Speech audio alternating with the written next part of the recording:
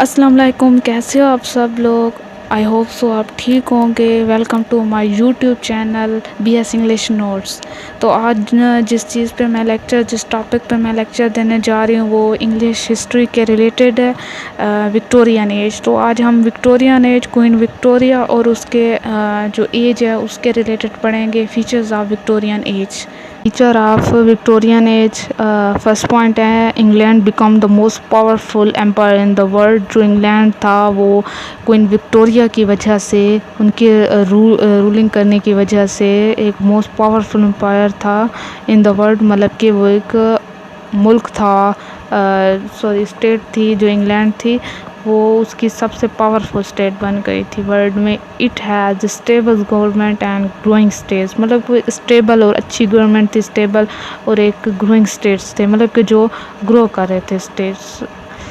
It was a wealthy because of industrialisations, مطلب کہ وہ زیادہ امیر ہو رہے تھے انڈسٹریلائزیشن کی وجہ سے، اینڈ کولونائزیشنس ٹک پلیس، اور اس میں کولونائزیشنس جو تھی وہ بھی انہی سے سٹارٹ ہوئی تھی، کیونکہ جو ہم اس میں پڑھتے ہیں انگلش کی ہسٹری میں، جو کولونائزیشنز ہوئی تھی، جو کالونیز بنی تھی، تو وہ برٹش کی وجہ سے بنی تھی، کیونکہ برٹش نے ہی تو قبضہ کیا تھا انڈیا پہ، تو اسی وجہ سے، اور یہاں سے ہی مطلب کہ اس کی سٹارٹ ہوئی، کولونائزیشن سٹارٹ ہوئی تھی۔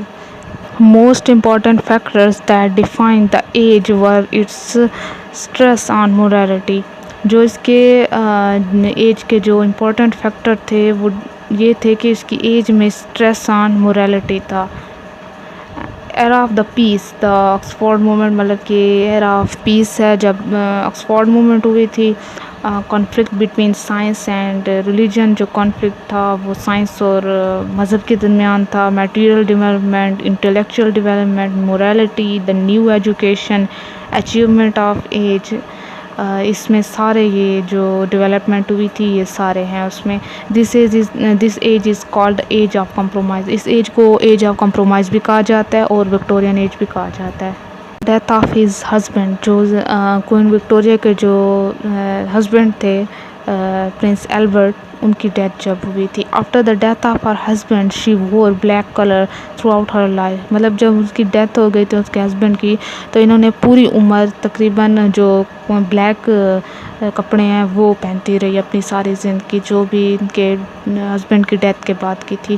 شی انٹو اے ڈیپ ڈپریسڈ، مطلب جب ان کے ہسبینڈ کی ڈیتھ ہو گئی تو یہ ایک ڈپریشن میں چلی گئی تھی، اور ڈیپ ڈپریشن میں۔ She mourned him by the wearing black for the remaining 40 years of her life, مطلب کہ اس نے سوگ منایا اپنے ہسبینڈ کے لیے کالے کپڑے پہن کے، تقریباً 40 سال ان کا یہیں ہی رد عمل رہا۔ ڈیزیز، تو ڈیزیز ریلیٹڈ ہے کوئین وکٹوریہ کے، کوئین وکٹوریہ کا جو ڈیزیزز تھیں، she has been a carrier of haemophilia B, means کہ یہ کیریئر تھی، یہ وجہ تھی کوئین وکٹوریہ جس کو یہ ایک بیماری تھی ہیموفیلیا کی۔ ہیموفیلیا ایک ایسی ڈیزیز ہے جس میں اگر بلڈ کہیں سے بھی بلیڈنگ ہو، کہیں سے بھی زخم لگ جائے تو بلیڈنگ ٹھہرتی نہیں ہے، مینس کہ ایسا ہوتا ہے کہ اکثر ہم جو ہوتے ہیں ہمیں چوٹ لگتی ہے، خون بہتا ہے، تو اس میں جو وائٹ اور ریڈ بلڈ سیلز کام کرتے ہیں، جو ایک کور سا آ جاتا ہے، تو اس میں وہ نہیں ہوتا۔ ہیموفیلیا جو ہے اس میں یہ کورنگ کا جو وہ ہے وہ مطلب کہ لاس کر دیتے ہیں، وہ کور نہیں آتا اور بلیڈنگ ہوتی رہتی ہے آٹومیٹکلی ہمارے یہ باڈی میں ہوتا ہے، اور یہ ایسی ڈیزیز ہوتی ہے جس میں اگر بلیڈنگ ہو تو اس کی کورنگ نہیں ہوتی، وہ بلڈ رکتا نہیں ہے۔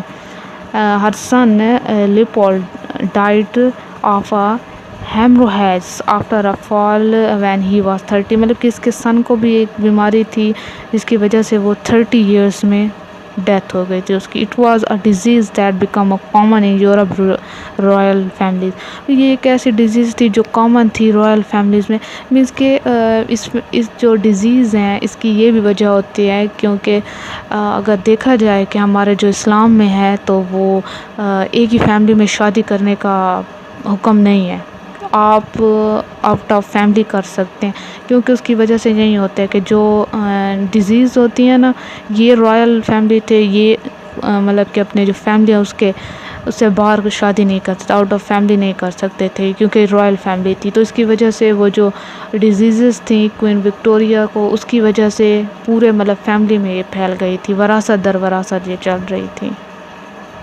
Marriage, boy or a man would be 5 years elder than a girl or woman. Means کہ جب اگر جو وکٹورین ایج تھے, جو وکٹورین پیپل تھے, ان میں یہ رول تھا کہ جب ان کی شادی ہوتی تھی تو جو مرد ہے وہ عورت سے 5 سال بڑا ہونا لازمی تھا. Women treat like an objects and men were independents and women were dependents. Materials, goods to their husbands. Victorians' wives become property to their husbands, and marriage for Victorian women become contracts.